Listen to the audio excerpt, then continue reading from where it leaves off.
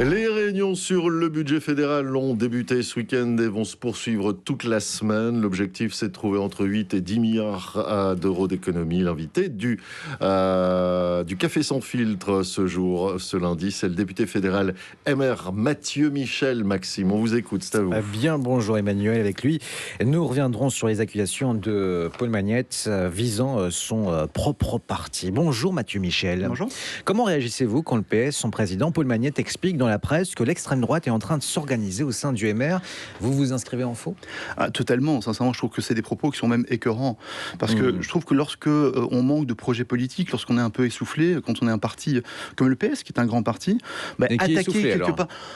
Moi, je regrette effectivement que le PS aujourd'hui ne se concentre pas sur son projet politique. Je crois qu'on a besoin aussi en Belgique d'un projet de gauche qui soit sérieux, qui soit solide. Et donc attaquer le MR sous sa droitisation, je crois que c'est une erreur. Aujourd'hui, sincèrement, j'ai plutôt le sentiment contraire.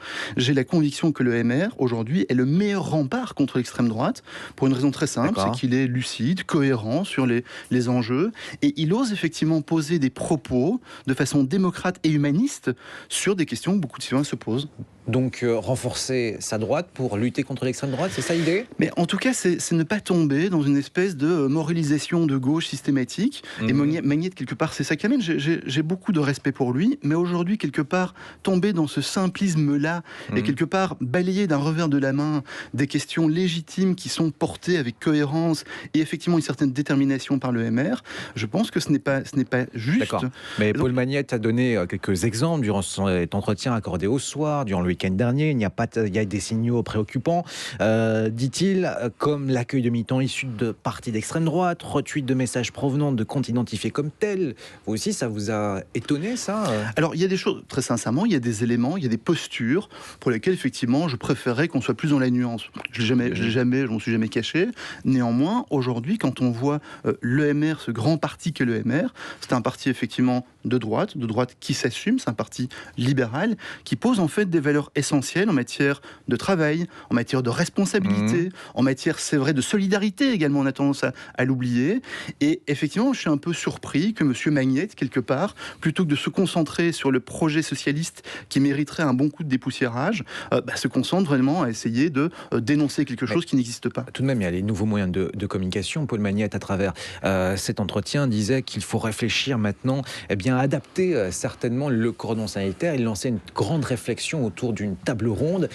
Est-ce que votre parti va participer à cette réflexion? Alors ça, je ne sais pas quelle est la réponse qui a été donnée par mon président. Est-ce qu'il faudrait ou pas? Par contre, alors moi, sincèrement, je suis favorable, et d'ailleurs j'ai fait un appel, moi, sur mes réseaux sociaux, à ce que l'ensemble des démocrates se posent la question ensemble sur la nature, mais surtout sur la forme du débat tel qu'il prend aujourd'hui. Moi, je ne suis pas un partisan ni un adepte de la polarisation à l'extrême, de l'insulte sur les réseaux sociaux. Je pense sincèrement qu'aujourd'hui, on a besoin, en fait, que la nuance reprenne un peu d'espace. Et c'est vrai que les modes de communication digitaux aujourd'hui, ils amènent à davantage de polarisation, à davantage de clivage, à davantage, quelque part, d'adversité entre des propos ou des idées qui pourraient, en fait, quelque part, mieux vivre en étant partagées pour créer, en fait, la synthèse de certaines convictions. Et donc, aujourd'hui, sincèrement, de façon générale, je pense que vous savez que je suis très attentif à cela, je pense que le numérique a amené avec lui peut-être un certain nombre d'éléments nocifs, et notamment cette polarisation du débat. D'accord. Est-ce que vous êtes en accord avec la communication de la tête de votre parti? Moi, je m'en suis jamais caché. La façon Est-ce que ça ne vous dérange pas, quelque part? Alors, ça me dérange pas parce qu'on est chacun différent. Je pense que ma communication est plus nuancée et plus mesurée. Je pense que Georges Louis a sa personnalité et je ne cherche pas à le changer. Par contre, ce que je n'accepte pas, ce que je n'admets pas, c'est qu'on puisse qualifier mon président d'extrémiste. Ce n'est pas le cas. C'est une personne qui amène effectivement une certaine dynamique dans le débat, c'est évident. Je pense aussi qu'il ose poser des questions qui sont légitimes et pour lesquelles je pense que nos concitoyens attendent des réponses. Et donc simplement d'un revers de la main dire finalement quand on pose les bonnes questions, on est d'extrême droite, je pense que c'est vraiment un très mauvais propos de M. Magnette. Aujourd'hui, je le répète, le MR, selon moi, est encore le meilleur rempart contre l'extrême droite. Le conclave budgétaire a débuté le week-end dernier au niveau fédéral. Êtes-vous aligné sur la proposition de votre parti de lutter contre, je cite, les faux malades de longue durée pour faire des économies? Bonne ou mauvaise idée? Je pense pense qu'il faut regarder les chiffres. Aujourd'hui, je pense qu'on ne se rend pas compte de ça, mais il y a plus de malades de longue durée en Belgique que de chômeurs. 600 000 environ. Et donc, vous imaginez, donc c'est énorme, alors que les chômeurs, c'est 300 000.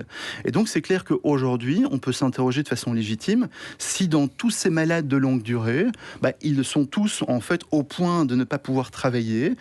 Et donc, ça, c'est des questions qui se posent, mais c'est plus que des questions. Vous avez vu la semaine dernière... Et c'est pas un peu excessif de parler de faux. Je termine si vous voulez bien. La semaine dernière, vous avez vu que certains contrôles ont démontré qu'un malade de longue durée sur deux, une fois qu'il subissait un contrôle médical, ne l'était pas vraiment. Et donc, moi, je suis pas en train de dénoncer les vrais malades ou les faux malades, c'est pas ça la question. La question, c'est de se dire, aujourd'hui, si dans un système qui coûte excessivement cher, on constate des abus, eh bien, il faut effectivement réussir à l'améliorer. Mais c'est vrai pour les malades de longue durée, c'est vrai pour les chômeurs, c'est vrai pour le fait que nous avons la chance, en fait, de vivre dans un pays qui a un système, un modèle social qui est très généreux, qui est très solidaire. C'est une bonne chose. Je termine. C'est vraiment très chouette. Et moi, j'en suis fier de ça. Mais par contre, à un moment donné, si des femmes et des hommes abusent du système, en fait, c'est tout le système qui s'écroule. Et donc, aujourd'hui, quelque part, être rigoureux avec le système, c'est la meilleure façon de le préserver. Et donc, quelque part, la meilleure façon d'être solidaire, c'est d'être rigoureux. Et ça, effectivement, c'est votre logique. Que certains... en fait, c'est une logique quasiment mathématique. C'est votre logique, c'est ce que vous soutenez ce matin. Mais vous pointez du doigt au travers de certains groupes au sein de la société. Peut-être, en tout cas, c'est ce qui vous est reproché dans l'opposition, des personnes qui essaient de se relancer ou qui éprouvent des difficultés. Absolument pas. Ce ne sont pas du tout les personnes qui sont visées. C'est taper un peu sur la sécu ? Mais certainement pas. C'est en fait considérer qu'aujourd'hui, les femmes et les hommes qui soutiennent en fait la sécurité sociale, ce sont des personnes qui se lèvent tous les matins, qui bossent, ce sont des ouvriers, des entrepreneurs, des enseignants, qui en fait se réveillent et vont travailler. Et en face de ça, cette solidarité, donc quelque part l'argent qu'ils gagnent et qu'ils cotisent, tombe parfois dans un système qui n'est pas optimal et dans lequel effectivement on peut s'interroger si toutes les dépenses sont bien légitimes. Je pense que c'est de la rigueur en fait, même pas budgétaire, c'est de la rigueur sociétale. Mais continuons sur ce domaine-là. 5 milliards d'économies donc à travers cette volonté de lutter contre les faux malades, je cite, de longue durée. David Clinraval va plus loin dans la Libre de ce week-end. Il dit qu'il faut retirer le contrôle des malades des mains des mutuelles. Vous pourriez suivre ça au Parlement ? Moi, je pourrais suivre ça, oui. Je pense qu'aujourd'hui, dans le monde dans lequel on est, l'intermédiation, si vous voulez, à travers les mutuelles, les syndicats, par exemple, pour donner des allocations de chômage, est quelque chose qui est, en fait, un résidu du passé. Et donc, sincèrement, je pense qu'aujourd'hui, il y a moyen d'aller beaucoup plus loin dans l'optimisation du fonctionnement de l'État. Et vous qui représentez le libéralisme social, taxer les épaules les plus larges ? Alors, moi, j'ai un problème par rapport à ça. C'est que c'est un faux débat. Aujourd'hui, le débat, il est de se dire qu'en Belgique, on est beaucoup trop taxé. Et donc, de façon générale, sur le travail, sur la création de richesse, c'est justement mon propos. Et donc, aujourd'hui, de façon générale, quand on prend le pot global, si vous voulez, de la fiscalité, on est beaucoup trop taxé. Est-ce que cette répartition, elle est juste ? Moi, je trouve aujourd'hui qu'on est beaucoup trop taxé sur le travail et pas assez sur le capital. Merci. Et donc, pour moi, l'idée, c'est plutôt une opération de vase communicant plutôt que... ça risque de prendre du temps. Merci beaucoup, Mathieu Michel. C'était votre café avec plaisir ce matin. Merci, messieurs.